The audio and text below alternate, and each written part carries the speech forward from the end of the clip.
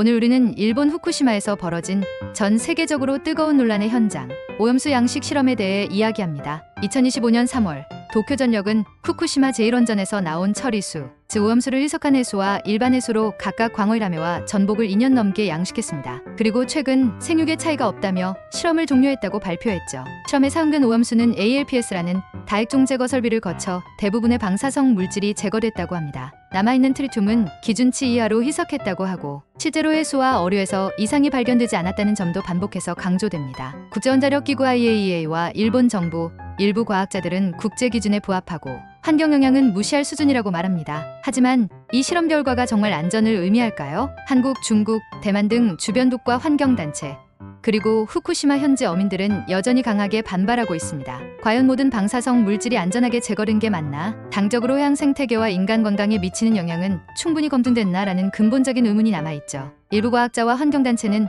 트리튬 외에도 미량의 방사성 물질이 생태계에 축적될 가능성을 경고합니다. 특히 일본 어민들은 과학적 안전과 별개로 수산물에 대한 신뢰와 생계가 위협받는다며 극심한 불안을 호소합니다. 여기에 만약 일본에서 오염수로 양식한 광어가 한국에 수입된다면 어떨까요? 한국정부는 2013년 후쿠시마 인근 8개 현에서 생산된 모든 수산물의 수입을 전면 금지하고 있습니다. 국민 건강과 안전을 최우선으로 이 지역 수산물은 국내 유통이 원천적으로 차단되어 있죠. 하지만 통조림이나 건조해조류, 명란 등 일부 수산 가공품은 여전히 수입되고 있으며 이 중 상당수가 후쿠시마산일 수 있다는 지적도 있습니다. 실제로 2013년 이후 후쿠시마 등 8개 현에서 수입된 수산 가공물이 659톤에 달합니다. 이런 가공품은 원산지 표시가 제대로 되지 않거나 온라인 직구 등으로 소비자가 알지 못한 채 섭취할 수 있다는 점이 문제로 지적되고 있습니다. 국내에서 일본산 수산물을 꺼리는 이유는 단순한 감정이 아니라 실제로 후쿠시마 앞바다에서 잡힌 어류에서 기준치의 수십 배에 달하는 방사성 세슘이 검출된 사례가 있기 때문입니다. 정부는 수입 수산물에 대해 철저한 방사능 검사를 실시하고 있지만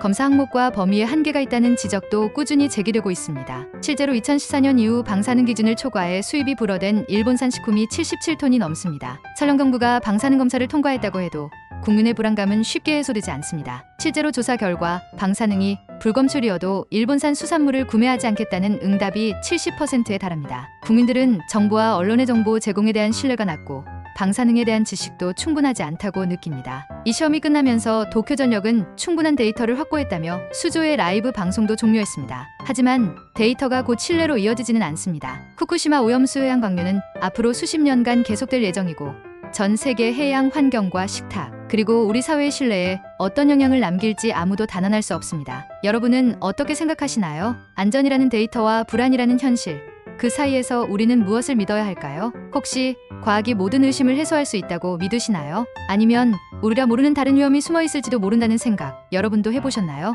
환경 이야기는 여러분의 후원으로 만들어지고 있습니다. 여러분들께서 후원하신 금액은 녹음, 편집, 콘텐츠 제작에 소중하게 쓰겠습니다.